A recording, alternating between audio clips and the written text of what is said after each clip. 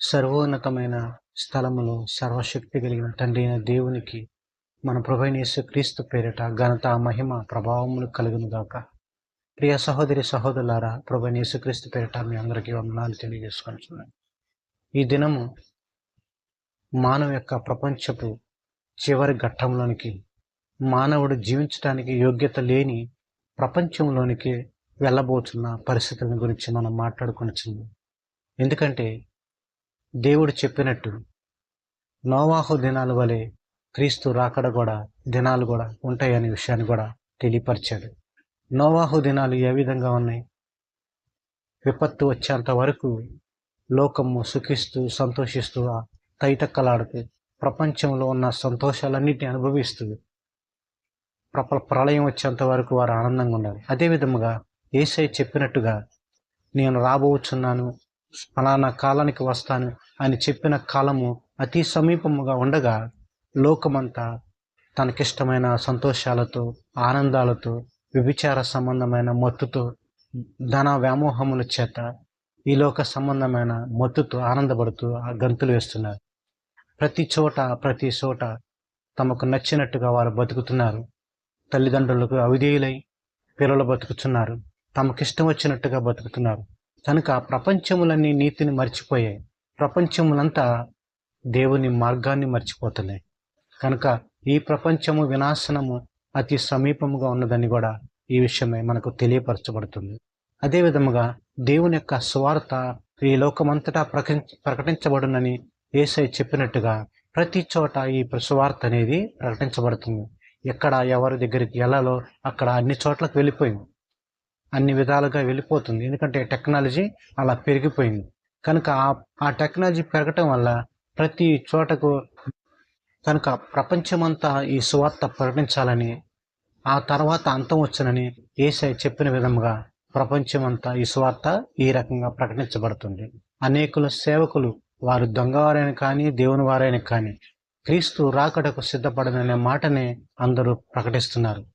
వారు దేవునికి సిద్ధపరచబడిన వారుగా కాకపోయినా, దేవుడి చేత ఏర్పరచబడిన వారు కాకపోయినా సరే, అనేకులు క్రీస్తు రాకడ గురించి బోధిస్తున్నారు.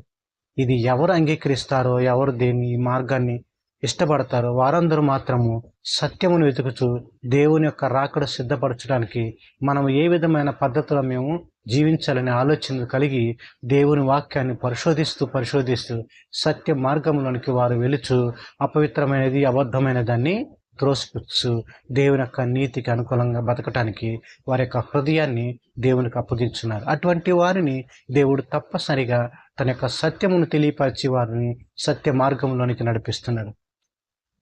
కనుక అబద్ధ బోధకులు, అబద్ధ ప్రవక్తలు లేచినట్లుగా అనేకులు ఈ కాలం లెగుస్తారని, దేవుని నామమునకు అవమానకరంగా వారు జీవిస్తారని, ఈ దినాలు ఏది మంచో ఏది చెడో తెలుసుకోలేని పరిస్థితికి మనుషులందరూ దిగజారుతారని, కనుక ఈ పరిస్థితులు ఉన్న చోట తప్పనిసరిగా యేసయ్య వస్తారనే విషయం కూడా తెలియపరచబడింది. అనేక మంది అబద్ధ క్రీస్తులు కూడా వస్తారనే విషయం కూడా యేసయ్య చెప్పాడు.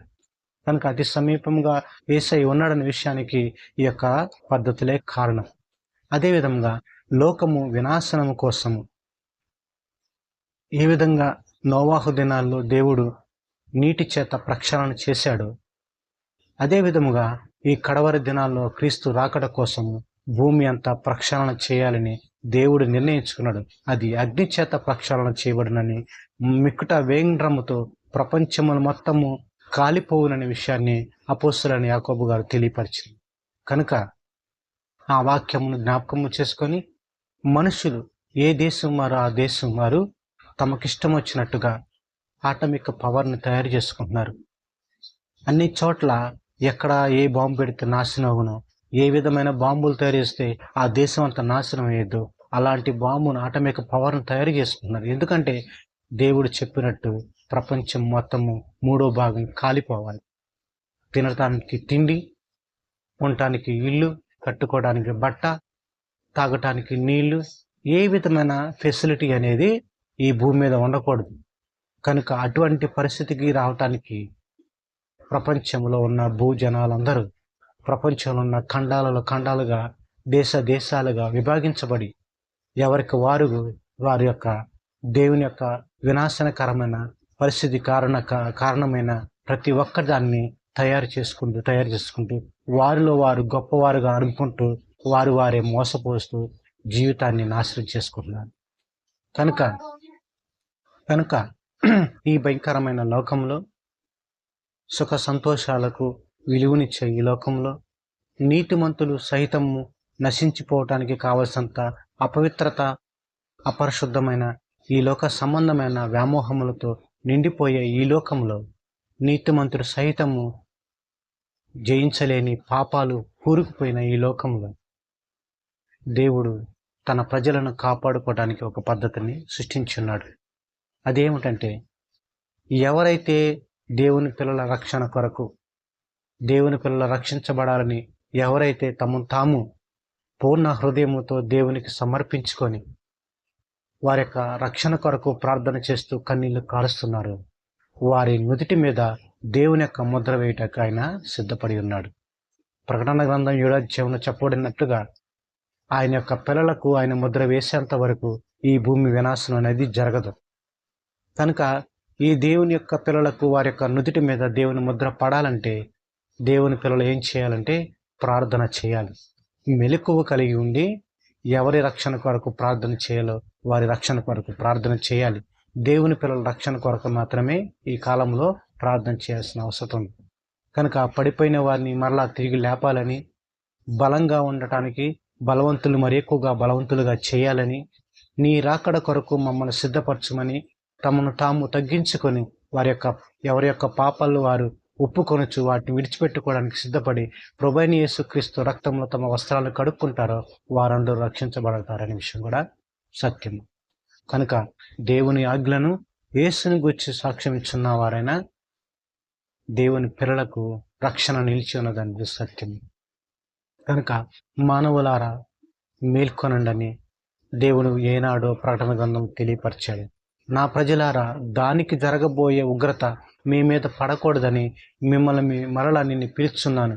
కనుక మెలకు కలిగి నా మాట విని బయటికి రండి, ఆ బొబ్బుల నుంచి బయటికి రండి, ఆ పాపం నుంచి బయటికి రండి అని ఏనాడో ప్రకటన గ్రంథంలో ప్రభువైన యేసు చెప్పాడు.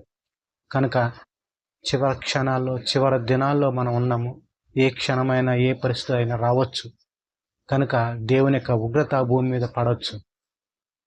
అంతలోపు మనము దేవుని పిల్లలుగా, దేవుని యొక్క ముద్ర కలిగిన వారముగా యేసయ్య వచ్చేలోపు మన యొక్క వస్త్రాలు తెల్లని చేసుకొని, యేసయ్య వచ్చిన తర్వాత తెల్లని వస్త్రము, మహిమ వస్త్రం కలిగిన వారమే దేవుని రాజ్యానికి ప్రవేశించాలని కోరుకోవాలి. అందుకోసమే అనుదినము జీవించాలి. అందుకోసమే అనుక్షణము దేవుని వెతుకుతూ దేవుని యొద్దకు వెళ్ళాలి. అందుకోసమే ఈ చివరి క్షణాల్లో దేవుని పిల్లల రక్షణ కొరకు ప్రార్థన చేయాలి. కనుక దేవుని పిల్లల రక్షణ కొరకు ప్రార్థన చేయవారు ఎవరో వారి నుదిటి మీద దేవుని ముద్ర ఉండేది, వారు మాత్రం రక్షించబడతారనేది సత్యము. కనుక దేవుని పిల్లలైన మీకు ఈ హెచ్చరికను దేవుడు తెలియపరుస్తున్నాడు. లోకము దాని వినాశన సంబంధమైన వ్యామోహములకు ఎంట పరిగెడుతూ ఉంటుంది. 666 అనే ముద్ర ఎవరైతే కలిగి ఉన్నారో ఈ లోకంలో సుఖంగా బతకడానికి అవకాశం ఉంటుంది. అటువంటి వారి మీద దేవుని యొక్క ఉగ్రత కురిపించబడదు. కనుక ఎవరైతే ఈ 666 అనే ముద్ర వేయించుకున్నారో వారందరూ దేవుని ముద్ర కలిగిన వారై ఉంటారు. ఈ లోక సంబంధమైన సంతోషాలకు, ఈ లోక సంబంధంలో ఆనందపడటానికి, ఆనందంగా ఉన్నతంగా బతకడానికి ఆశించిన వారందరూ 666కు బానిసలవుతారు. దేవునికి, దేవుని నామానికి మహిమకరంగా, దేవుని యొక్క చిత్తానుసారంగా బతకాలనుకున్న వారందరూ దేవుని ముద్ర పొందుకుంటారు. కనుక ఎవరు ఎంతవరకు ప్రార్థన చేస్తున్నారో అంతవరకు దేవుడు ప్రార్థన ఆలకిస్తాడు. వారి ప్రార్థనకు ప్రతిఫలం తప్పనిసరిగా ఇస్తాడనే విశ్వాసం కలిగి ప్రార్థన చేయండి. నిజంగా ఆయనకు మొరపెట్టు వారిని ఆయన తప్పనిసరిగా ఆయన మొరవిని వారి యొక్క రక్షణ కొరకు సమస్తమును సమకూరుస్తాడని కూడా సత్యము. కనుక దేవుని పిల్లలుగా పిలువబడిన వారు, ఏర్పరచబడిన వారు ప్రతి ఒక్కరూ దేవుని సంగముల కోసము, దేవుని పిల్లల కోసము, దేవుని సేవకుల కోసము నిరంతరము ప్రార్థన విజ్ఞాపనల చేత దేవుణ్ణి గణపరిచే విధముగా, రక్షణ మార్గంలో వారు నిలిచే విధంగా దేవుని నామమునకు మహిమకరంగా ప్రార్థన చేయాలని ప్రభువైన యేసుక్రీస్తు పేరిట మీ అందరికీ తెలియపరచుకొనుచున్నాను. ఈ విషయమైన ఈ సువార్త దేవుని నామానికి ఘనత కలిగే విధముగా అందరూ అంగీకరించాలని, నా మాటని విని దేవుని యొక్క మాట, ఈ మాట దేవుని యొక్క మాట కాబట్టి అంగీకరించి ప్రార్థనలో అధికంగా ఉండాలని, నీలో ఉన్న సమస్తమైన కల్ముషములను దేవునికి చెప్పుకొని నీవు బలహీనుడు అని తెలుసుకొని నీ బలహీనత విషయమై దేవునికి మొరపెట్టి ఆయన ద్వారా నువ్వు బలవంతుడై దేవుని రక్షణ మార్గంలో నీవు నిలవాలని, వినుచున్న ప్రతి ఒక్కరు ఈ మార్గంలో జీవించాలని ప్రభువైన యేసుక్రీస్తు పేరట మీకు వందనాలు తెలియపరుస్తూ ఈ విషయాన్ని తెలియపరచుకుంటున్నాను. ప్రార్థన చేసుకుందాం. సర్వశక్తి కలిగిన తండ్రి, మహోన్నతుడు అయిన మా దేవ, నీవు అనుగ్రహించిన వాక్యము సత్యవాక్యమై ఉన్నది. నీవు అనుగ్రహించిన జీవము నిత్యమైనది. నీ ద్వారా కలిగే రక్షణ మాత్రమే నిత్య జీవానికి మమ్మల్ని తీసుకుని వెళ్ళును కనుక, సర్వోన్నతుడు అయిన మా తండ్రి, నీ ప్రియకుమారుడైన యేసుక్రీస్తు ద్వారా నీవు అనుగ్రహించిన రక్షణ మార్గంలో ఈ వాక్యం వినుచున్న వారు, అంగీకరించిన వారందరూ నిలిచినట్లు అనేకులు ప్రార్థనల ద్వారా వారి యొక్క అపరాధములను మన్నించుకునే విధముగా, క్షమించుకునే విధముగా, నీ ద్వారా సమస్త విషయములో పవిత్రులకు విధముగా ప్రభా, నీ ద్వారా నిర్దోషులుగా తీర్పు తీర్చుకునే వారుగా నీవే ఎన్నుకునే విధముగా వారిని అందరినీ కాపాడండి. ప్రతి ఒక్కరిని కాపాడండి. నీవే ఆశయ దుర్గమై ఉండి నీ చిత్తానుసారమైన జ్ఞానము చేత ఈ వాక్యం వినుచున్న ప్రతి ఒక్కరిని బలపరచమని యేసు నామం బట్టి వేడుకొనుచున్నాము తండ్రి. ఆమేన్.